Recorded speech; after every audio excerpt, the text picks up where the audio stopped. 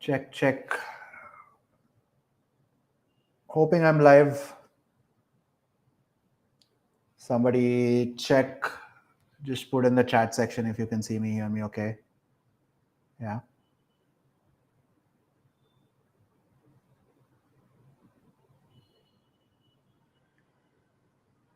Looks like a bunch of people have joined us and there are a bunch of questions already. So before we get anywhere, right? If you haven't already, make sure to join the WhatsApp group because this live is basically for folks that are already in the group. I've already set up some sort of an agenda. So for me to try and figure out, what I'm going to talk about, etc. All of that is there. Fantastic. There are a couple of questions here that I will answer. But even before that, let me talk to you about fall 2025. One of the things that I said that I would talk about is, let's see, let me find that.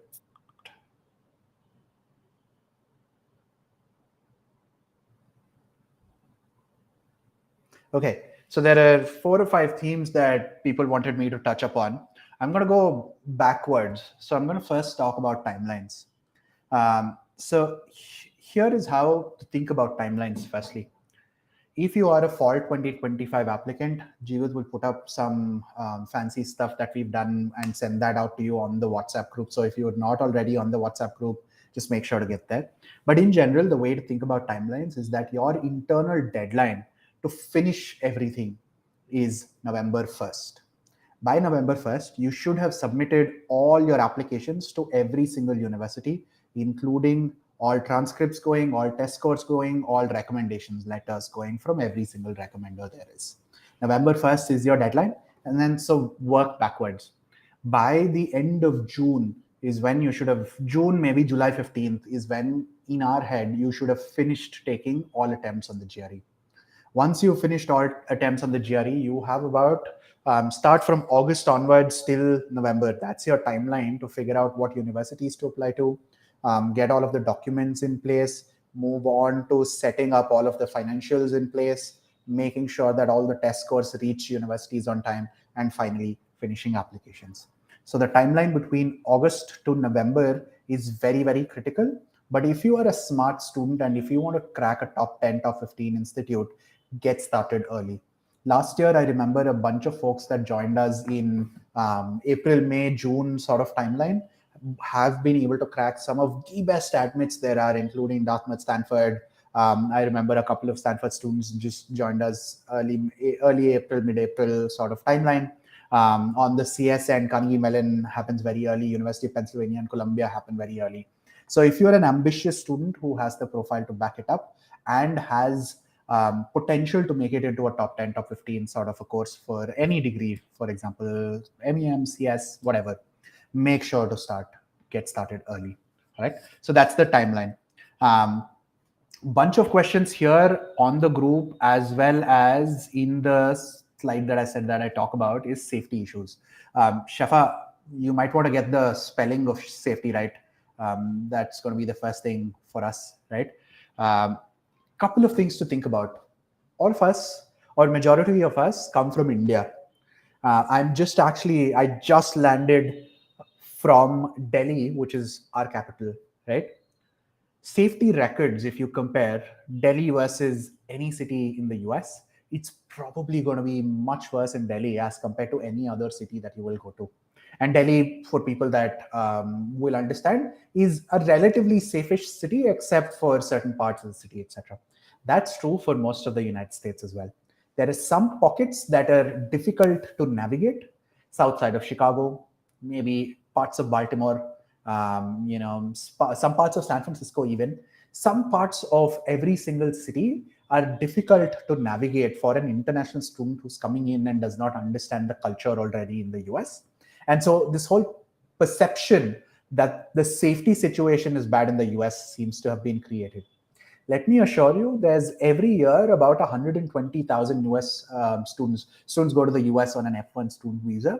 And there are at most 10 or 15 cases that get highlighted and hog all of media attention.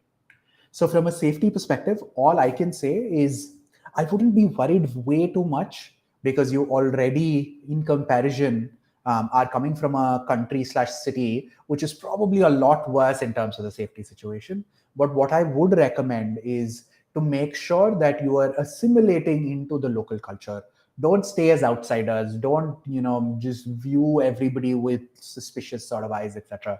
So safety situation in general is difficult only in some pockets. As long as you're able to stay away from those pockets, you should be okay. So don't worry too much about the safety situation. All right. The next big question seems to be about the job situation and the current H-1B lottery recession sort of topics. So let's try and answer that for a little bit, and then I'll get to all of the questions. I think we have already a bunch of questions that have come in. So we'll take some of those. But even before that, let me talk to you about what the visa situation currently looks like. All right. So this is 2024. We are almost at April. In May is when a huge batch that went in 2 years ago for 2022 guys are going to be graduating. For the graduating class of 2024, that is graduating in May, somewhere around May. Mid-May is generally when graduation is. For that class particularly, there are a couple of things for us to think about and look at in terms of the data. So from a perspective of how many students graduate, I'd say somewhere about 100,000 students graduate from the top programs. I am not going to be able to give you statistics of universities that are not ranked in the top 50, but out of the top 50, anywhere from 80,000 to 1 lakh master's graduates come out. Out of these, I want to say half of them are CS, MIS, analytics, data science, and something that's allied to computer science. So that's about 40 to 50,000 students. Out of the 40, 50,000 students, my estimate as of today, which is April 19, is that half of them have been able to get a job opportunity. Half of them have either converted their internship into a full-time role or have been successful in getting a full-time role. That number is going to go up to 80% within 3 months of graduation. So May to June to July to August. By August end, about 80% of the students that have graduated from a top 50, maybe even slightly higher, top 40, would have gotten a job.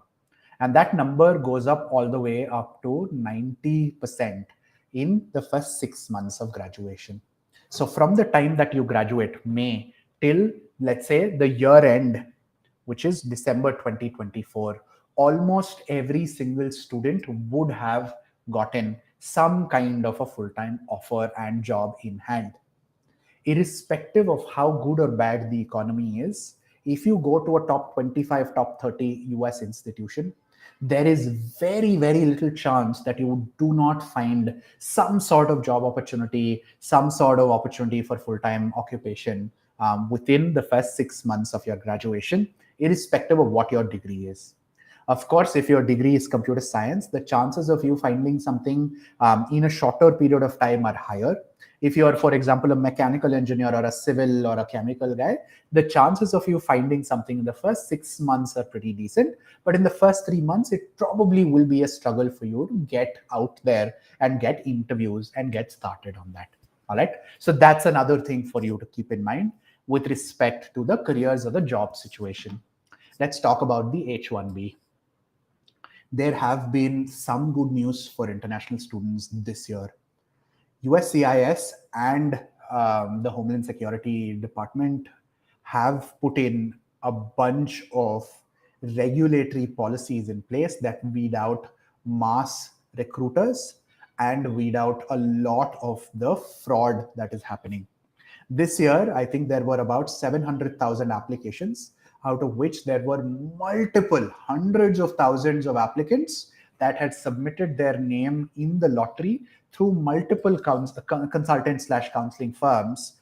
So their applications have been denied.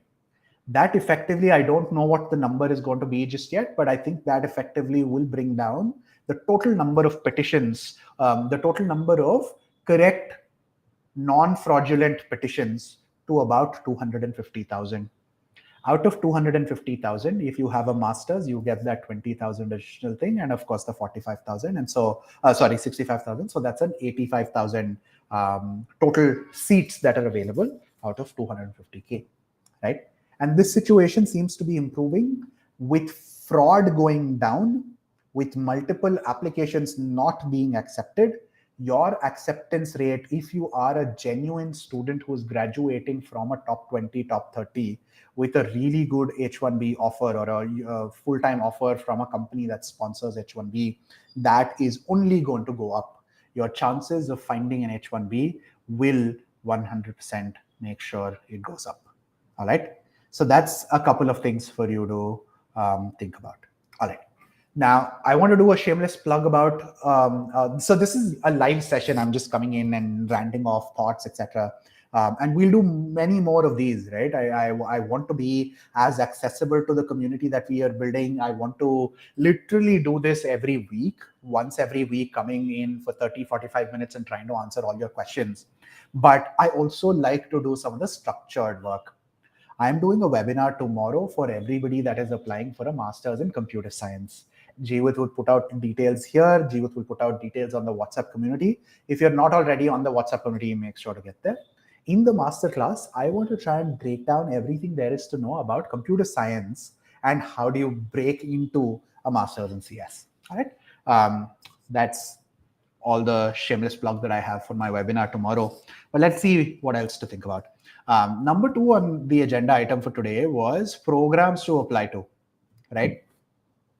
Here's how I think about it. I think I was seeing a couple of questions on, hey, I'm interested in MEM, but I don't know what the job opportunities look like, what the careers look like. Doesn't make sense for me to do CS, right? So those are some questions that seem to be coming in. For anybody thinking about CS, come to the masterclass tomorrow. I will clarify a lot of issues and questions that you guys have.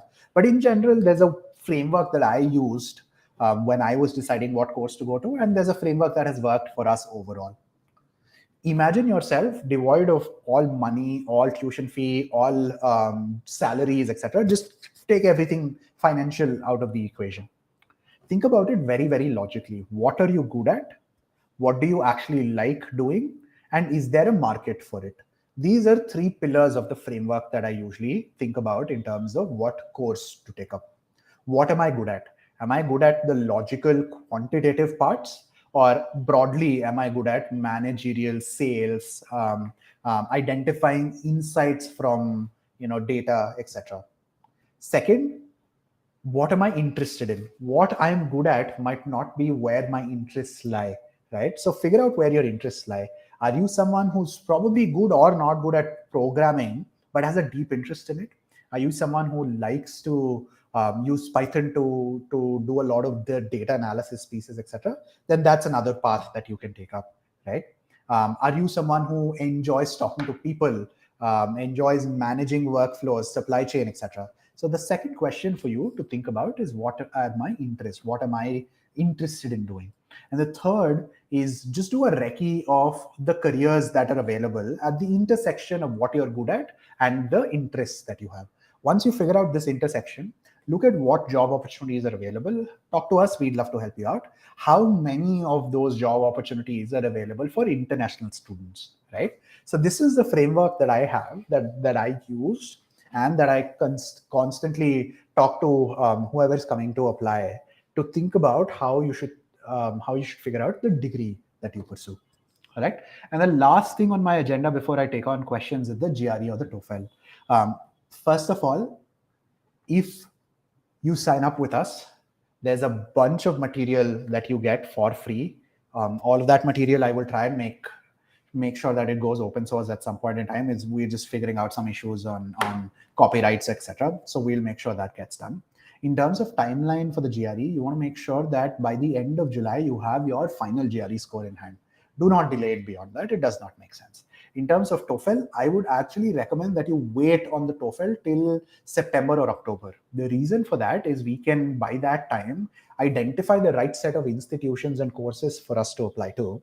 And then based on that, send out emails to all of these universities asking for a waiver of the English language test based on the fact that you studied at an English medium school from grade 1 onwards, based on the fact that Your high school education plus your college education has been in English, and based on the fact that you have a GRE and hopefully a decent GRE verbal score. We will ask for waivers, which means you can completely get rid of that English language requirement at most universities. If there are some universities that still insist on you taking some English language test, then it might make sense for you to take the Duolingo, which is an easier test. All right. So those are the 5 things that I said I would cover on the live, and then let's go and take questions. Fantastic. Okay. San Jose versus University of Riverside, both of them fantastic programs. If you are looking for a locational advantage, I would recommend going to San Jose State, but UC Riverside is also okay. My just personal preference is going to be San Jose State. Top programs for computational finance, NYU, Columbia has to be the top 2. Cornell is another one. Then I would come to Carnegie Mellon. Will 9 months of WorkX impact visa interview? Absolutely not. Career breaks are a culturally Indian phenomena. I think Indians are the most averse to taking any sort of breaks at all. Western world actually looks favorably upon breaks. It indicates to them that you are actually thinking about what you want to do, and then having put that thought in, you are taking a decision that makes sense for you. Guys, this is not a webinar or a ask me anything session for fall 24, guys. This is more so for fall 25. But Duke versus Cornell, figure it out, talk to Streaker. I've given my public opinions more than once, and I've had some backlash about it.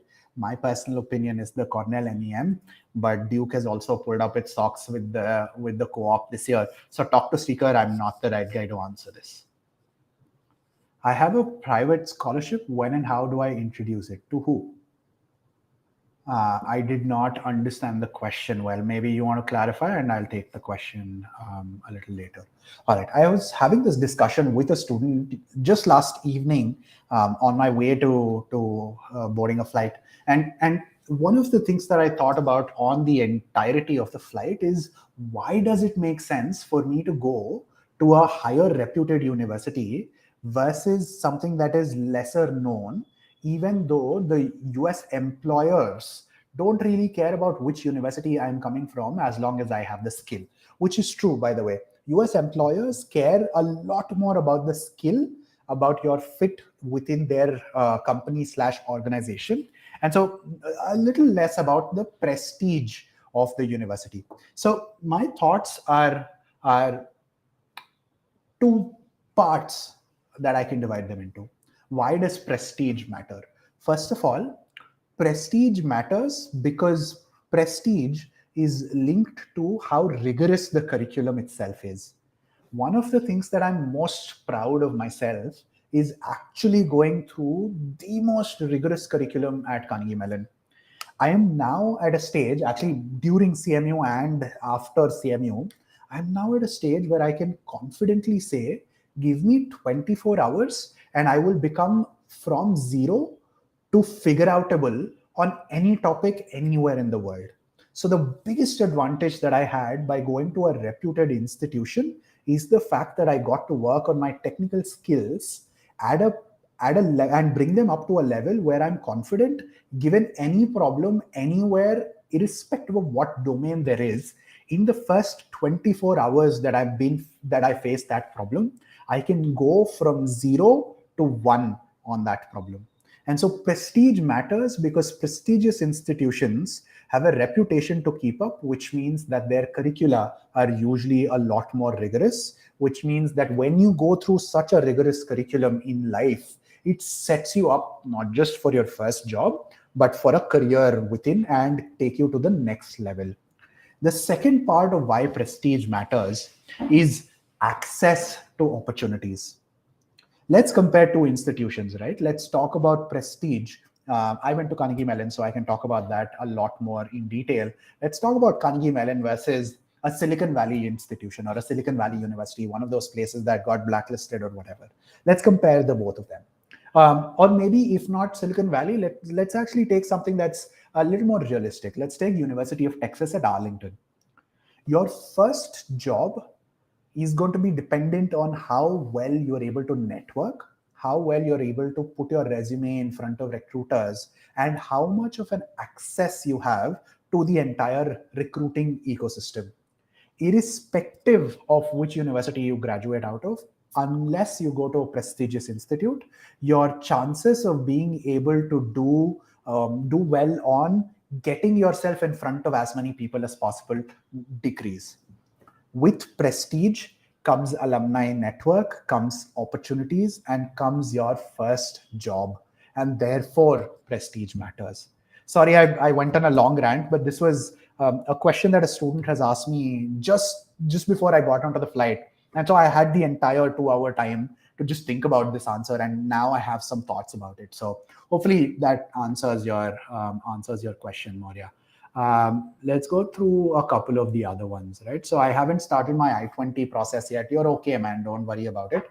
By the end, or even I want to say by the end of first week of May, if you get your I-20, you should be okay.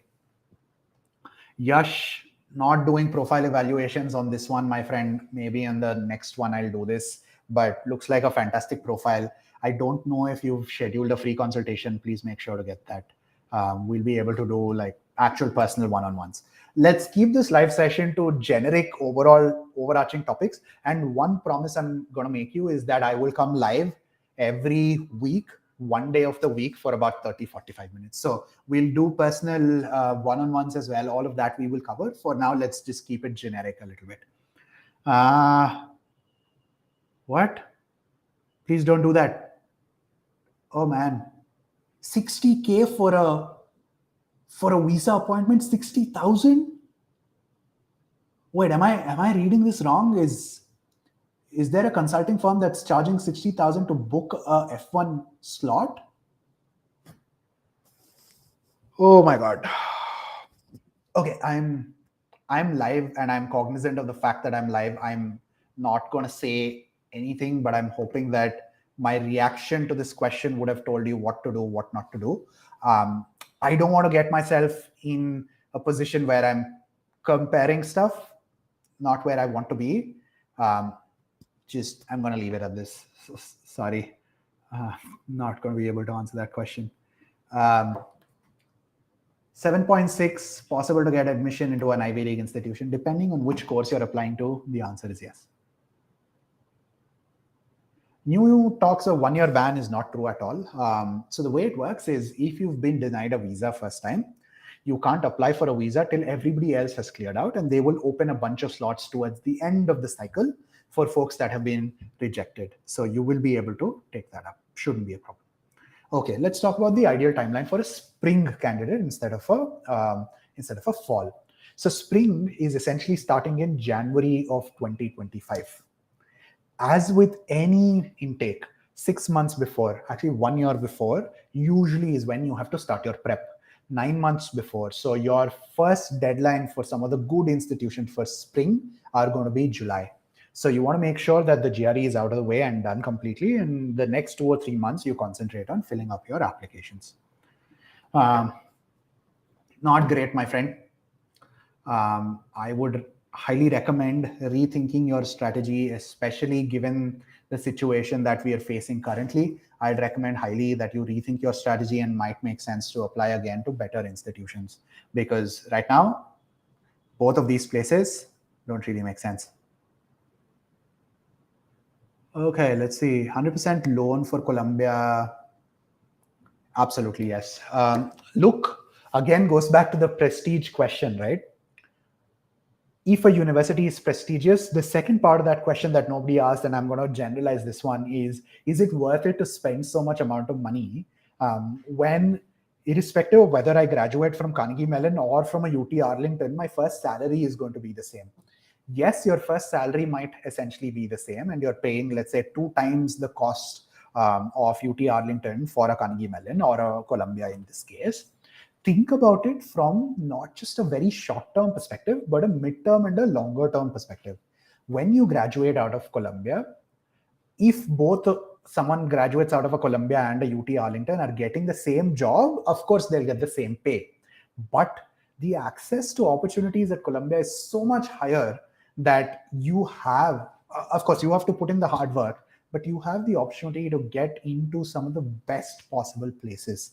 And so I would estimate about a 3-year timeline for you to pay back all of the entirety of the loan amount that you've taken. And from year 4 onwards, it's literally going to be all profit if you're looking at it from a purely financial sense.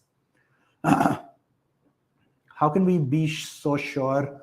Look, again, you're looking at the sensational news of layoffs on LinkedIn. A bunch of your seniors / folks would have been laid off, unfortunately, etc.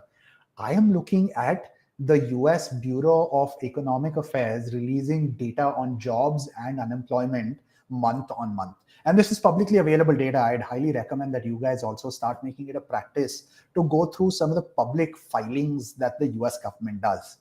When you look at the public filings of the number of jobs that have been added month on month, just in the month of March, 100,000 new jobs were added. Just in the month of February, another 150,000 new jobs were added. So cumulatively, over the last 2 months, across all sectors, of course, I'm not going to break it down by, let's say, just the software industry or just the mechanical engineering or automobile sector, etc. But just across the entire economy, 250,000 jobs were added in the last 2 months. Does that mean it's good? I feel we are on the road to recovery, right? I've seen folks that have graduated December of last year, 2023 December, that have now landed their first full-time jobs, right? Which means that it has taken them about 4 to 5 months, but they have landed their jobs finally. For folks that are graduating in May of 2024, I know that half of the class of good graduates, again, I am not going to be, look, my worldview is very limited in the sense that we know what's happening at the top 50 institutions. If you are someone who wants to understand this world, I am the right person to talk to. But if you're someone who wants to get data on the entire university ecosystem, I might not be the right person to listen to or take advice from. For folks that are graduating from a top 50 institution as of May 2024, I want to say about 50% of that class, especially folks that have done anything related to CS, data science, or engineering management, have been able to find jobs. My estimate is that the rest of the 50% will be able to find jobs in the 6 months period after graduation. So May through, I want to say, September, October. By October, my sense is that everybody that is graduating in May will be able to find something. USC MEM, pretty good program, nothing to complain about. Yeah, so this is the thing that I was saying, right? 760,000 registrations on the H-1B last year, and about 400,000 of them turned out to be duplicates, which means your chances of getting in are pretty decent. If you are, of course, not fraudulent, if you are applying through a company that has a genuine need and has demonstrated that using the labor laws, etc., in the US, right?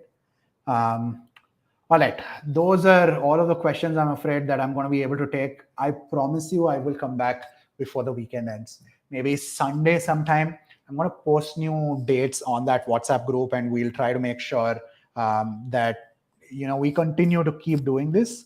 Looks like there's a lot of value in it, so I'm committed to doing it.